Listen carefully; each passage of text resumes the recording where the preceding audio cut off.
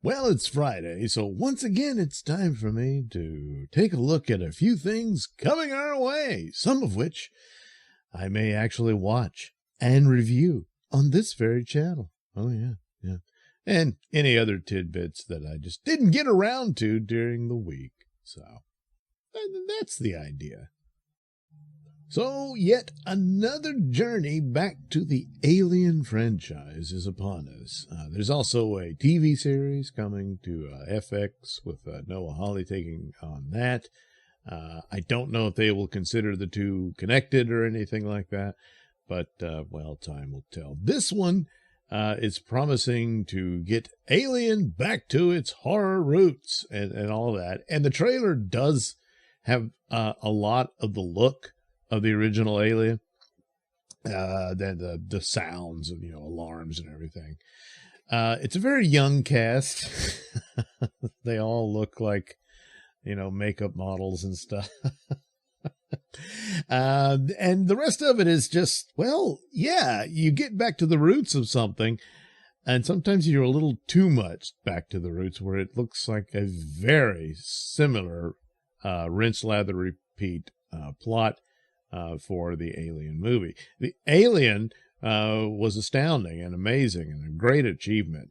The sequel was also very good, and the interesting thing about it is that it has its own identity. The Alien is more horror movie, and although there are horror elements in Aliens, it's actually more of a war movie. In fact, even Ripley, who wasn't a soldier or anything, but she is suffering from the trauma of their first movie, and so it's similar to PTSD and that sort of thing for like a soldier coming home from war, can't deal with it, goes back to face those fears, and that's the plot there for that one.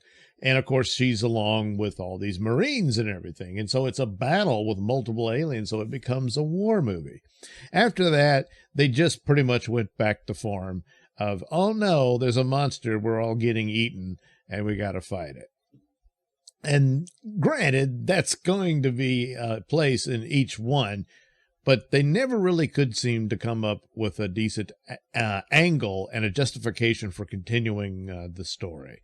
So the Prometheus eventually came along, and what the interesting thing about it was that you look at what the first two films gave you, and it's like, well, what's the other story to tell? So right off the bat, the space jockey is an interesting thing, and a third Alien film should have been that. It didn't happen that way. You get to Prometheus, and at least it approaches it, but really, I thought the premise was lazy and just, hey, we're actually cousins with the creatures, and the universe is suddenly very small.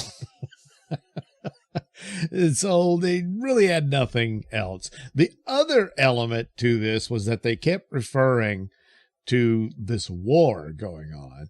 I assume it's colonies of the expanding humanity into space and everything, and they've broken off and are fighting one another, and that the company was interested in somehow creating some sort of, I guess, a weaponized soldier alien they could use to, to increase their chances and give them an advantage in this war. And so something of that nature could have been addressed and expanded upon. Maybe there's something of that in this one. Don't really know. I believe the main characters are scavengers who do come upon a place that's already been attacked, and they don't realize that or whatever until it's too late, and that kind of thing. The trailer itself does get really disgusting with what the face hugger does. We always knew it did, but boy, you really see it in that one. But, it is well established. That's what happens, So anyway, of course, I'll see it, but, and maybe my lowered expectations will help it. But probably in comparison to Prometheus and then Alien Covenant, which absolutely has to be the worst Alien movie ever made. And that includes the Alien versus Predator movies. Those were just popcorn action movies. It doesn't matter. And Alien 4, it's kind of the same thing. But Alien Covenant, oh my God, the stupidity in a lot of that. Just, ugh, at least Prometheus was tried to do something. But oof. So it's too bad the redone Alien 3 was never going to get a chance. That the guy did District 9 wanted to do that, and it wasn't going to happen. It's unfortunate. Missed opportunity there. But other than that, this will probably just be a redo of the Alien. You don't want to go full Force Awakens, but it probably will be akin to that, unless it has some other angle to it that is somewhat interesting. Other than that, not a lot of high hopes for it, but it might be a fun movie if the performances are compelling enough to where it could carry it on that bent, and it turns out all right. So I think that's pretty much what you can hope for. Well, this little item is not a preview of anything's to come, because it's something that isn't going to happen. Evangeline Lilly done with Marvel because she's retiring from acting. So it's not just Marvel, it's pretty much all of it. I've always liked her. I liked her in Lost and all that. And she was fine in Alien. I'm still thinking of the previous. Ant-Man. And even though she never really got a shot at playing the real Wasp, which was Janet Van Dyne, of course, that went to her mother, who she didn't get to play the character either, not really. And maybe after a reboot, they'll get that original dynamic there. Don't know if Evangeline Lilly would have been an actress that would have been cast in a role like that. But anyway, she did all right for what it is. It's very much a Paul Rudd vehicle here. She took a lot of crap over the vaccines and all that unfairly. I don't know, maybe that probably helped contribute to her decision to move on. Apparently she had recorded some video, a long time ago, saying about this time is when she would be hoping she would go leave acting for some other pursuits. And I guess she's going to stay true to that idea. But I can't help but think of how she was treated, probably contributed to the decision. But that's the way it goes. And in any case, unfortunately, thanks to Quantumania, that's pretty much over. I don't know if they would require Paul Rudd to return for the role for a Secret Wars and everybody gets together, or Avengers 5 or something like that. Maybe him. But if they want her, since she was almost near akin to a cameo in Quantumania, and I think that you can take to the punishment she received over her views and that sort of thing. I'm only speculating, of course, but So would they recast the role if they want him to be with a Wasp in it, or if it's only for him to be there for a couple of minutes, then I guess they'll consider that satisfactory for it all. But anyway, it's kind of sad, but apparently she's happy with their decision, so there it goes. So finally, the last hurrah for Venom comes along, and the trailer's all right. It's more of the same. They have a scene with the horse being taken over by the symbiote. And it's probably a lot of comical gags there. The whole thing, Venom was really the only success for the Sony Spider-Man films with no Spider-Man. And the second movie had some interesting things to it, but fell flat and really went stupid. And the rest of them just weren't any good. They've got that Craven movie, and oh boy, does that sound bad. I don't know if it's as bad as Madam Web and all that, but odds are, could be. So they probably should just can the Craven movie and say, well, this is the end of their Venom verse, what have you. Once again, there's rumors of some connection to Spider-Man. Who cares? They've been teasing that since the beginning. It almost always turns out not to be true. But even if it is, again, who cares? Just tag on some stupid scene like they did with the Morbius movie. It just, and because they're mostly all bad, and so it's unfortunate, but again, it's this pursuit of a Spider-Man movie with no Spider-Man. But the first Venom movie was successful, so every now and then, I guess that kind of works once in a while, but it's rare, so it's quite the gamble to pursue.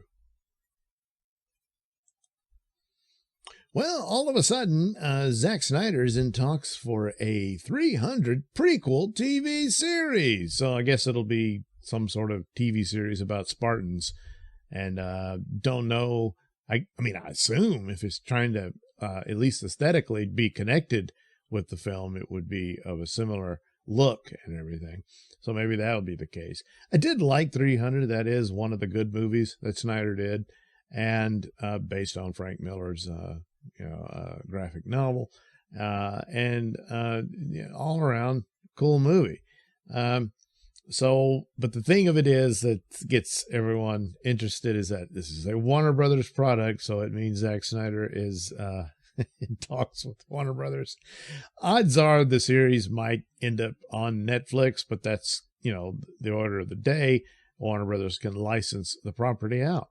So, of course, the interesting thing, hey, maybe he gets to do his Justice League films, and you could at some point. I remain dubious of that. I can see scenarios where that could play out, but we're nowhere near there. And you have to consider, I don't know that you could reunite the entire cast for that. And in light of what's happened over that whole thing, Affleck feels burned, Cavill feels burned. That would be a difficult thing to do. Probably best chance would be an animated adaptation of his storyline treatments, and in that version of it, you could pace the timing any way you want.